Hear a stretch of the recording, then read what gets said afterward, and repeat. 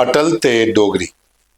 स्वर्गीय प्रधानमंत्री अटल बिहारी वाजपेयी उनकी रचनाएं का डोगरी च अनुवाद जिहड़ा चंद्रमोहन शर्मा उन्हें कीते दा, जिहड़े जम्मू के वकील भी हैं ते भारतीय जनता पार्टी के लीडर भी हैं।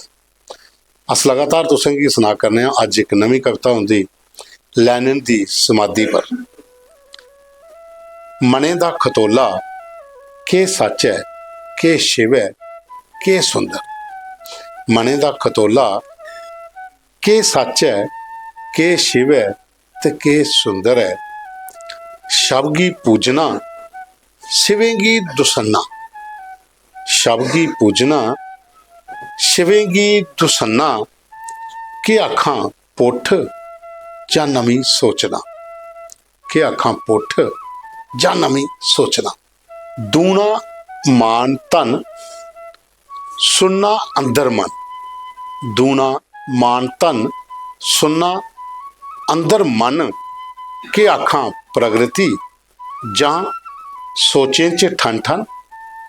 के आखां प्रगति जा सोचें च ठन ठन। छड़ा क्रांति दा बुआल। छड़ा क्रांति दा बुआल जा नवा किश कमाल। छड़ा क्रांति दा बुआल जा नवा किश कमाल। मंगल आखां जा चुप रहना एक सवाल।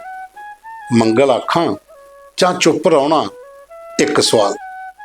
ये लैनिन की समाधि जिहड़ी ही उहदे पर एक गीत उन्हें लिखे दा, उहदा डोगरी अनुवाद है।